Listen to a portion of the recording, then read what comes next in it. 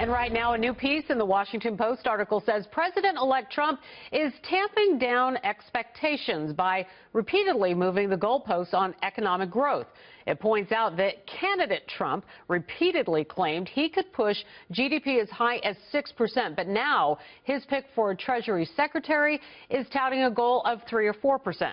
As revised figures from the Commerce Department show, GDP hit 3.5% in the third quarter. All right, so here to talk about it, two Fox News contributors, Tony Sayegh, Republican political analyst and executive vice president of Jamestown Associates, and Doug Schoen is a former advisor to President Bill Clinton, and to former New York Mayor Michael Bloomberg. Two of my favorite men to talk to on politics. Glad you're here with us. Good to today. see you, Laura. All right, so I want to start with you, Doug. The Trump team has kind of been all over the place on growth. So what do you think is really possible? What do you think they think is really possible? Well, look, I think the real answer is they don't know, nobody knows, and economists don't know. And I think what Donald Trump was doing was suggesting we could do much better than the 7 or 8 years of the Obama administration has in fact done. Whether it's 4%, 5%, 6%, time will tell. We have to see what happens with his infrastructure plan if it's passed, the tax cuts, and the removal of regulation. So it's all a guesswork, and you naturally try to tamp down expectations at the start. I just think that to play this game, as the Washington Post is doing, is just really being needlessly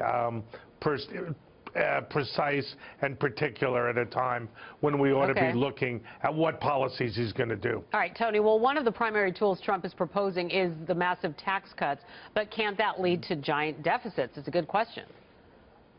Well, first of all, I do want to hat tip to Doug. I think he nails it in the suggestion that the Washington Post is really trying to create a story from where no basis is really substantiated.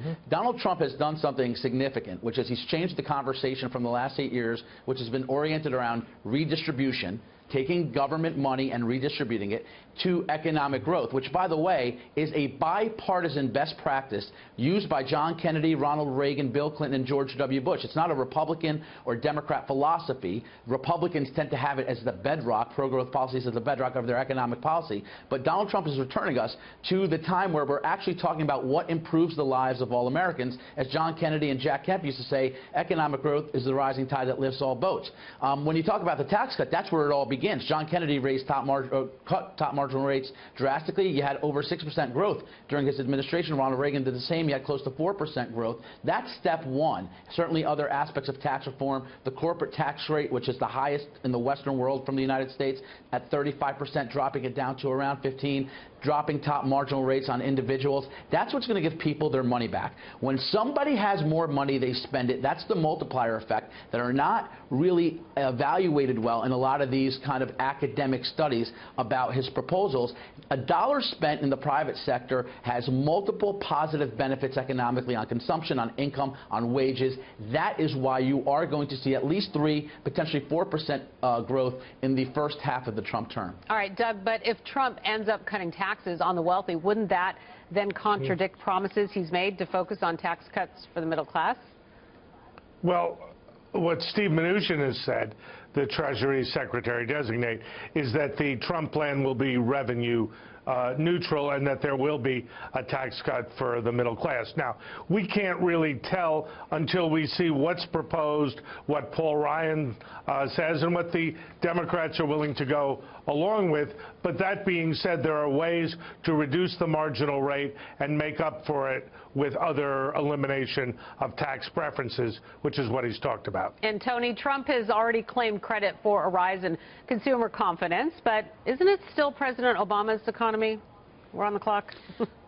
Well, let's face it. I mean, the reality is economic growth and a lot of the benefits that come from a strong economy are largely based on perception. And the perception is you have a president who's going to deregulate, cut taxes, and focus on job creation. So that has given consumers a lot more confidence than they've had in the economy and the leadership of the economy the last 8 years. And there's no doubt that when you see the president talking so robustly about bringing American jobs back to this country, giving incentives to business to grow and create jobs, particularly small businesses, which have been completely stifled the last 8 years, that does create a perceived benefit to this economy that you see reflected in some of these indicators. And let's not forget something else, Laura. The last 8 years has given us a 9% decrease in American wages. That's debilitating for the middle class. Donald Trump has brought this up more than any other politician on the left, and I think that's why he's been so successful in selling his economic message, because it truly is oriented not at just cutting taxes for the rich, but cutting taxes for all and restoring economic prosperity